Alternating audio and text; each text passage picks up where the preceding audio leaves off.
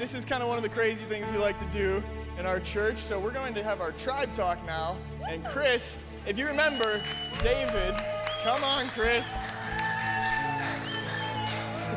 She's very eager. She's very eager. If you guys remember David, who shared with us a few weeks ago at our tribe talk, this is where David gets his energy from. This is his mother, Chris. He took it all. Yeah, I'm sure he did. So Chris, you know the deal. You've got 3 minutes to share with us something from what we've been reading together in our reading plan. Are you ready? I'm ready. All right. You can have this microphone. It works better. Since you want to share? Okay. Okay, we just completed 2 Samuel through our reading series here at Word of Grace, and I just want to highlight a few things about David. David, a man after God's own heart. So I'm going to talk as fast as I can, okay? I admire David's character so much.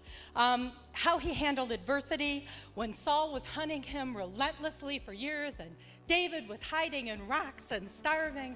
You know, he had the ability to kill Saul, and he did not do so because of his respect for God and for who God had anointed.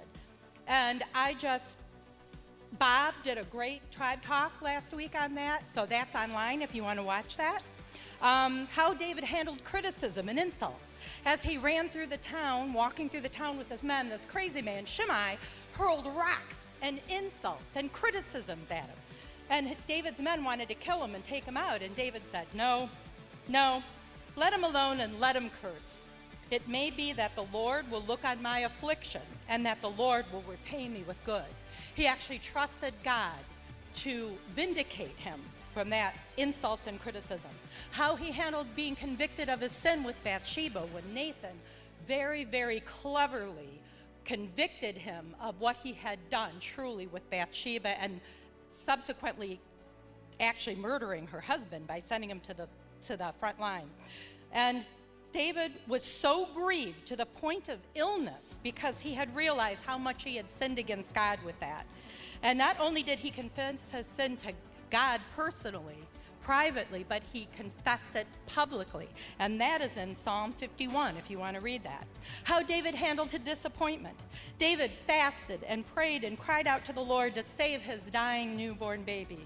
And when word came that the child had died, David got up, cleaned himself up, ate, put on clean clothes, and his servants were like, but your baby died. And he said, I prayed, God made the decision. He accepted it. And when David's big dream of building the temple for God was crushed, when Nathan told him, no, God says no, you have too much blood on your hands. Instead, David spent the rest of his days writing psalms and music to worship God and collected all these riches and treasures that his son Solomon eventually used to build that temple for God. And when Jesus rode into Jerusalem, the city of David, on what we call Palm Sunday, God fulfilled the promise he made to David. Your house and your kingdom will endure forever before me. Your throne will be established forever.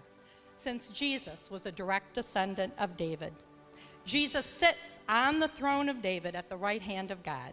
I want to be a woman who has a heart for God like David did. And I pray that we at Word of Grace will be a body of believers that will be known as people who have a heart. All right. We cut her off.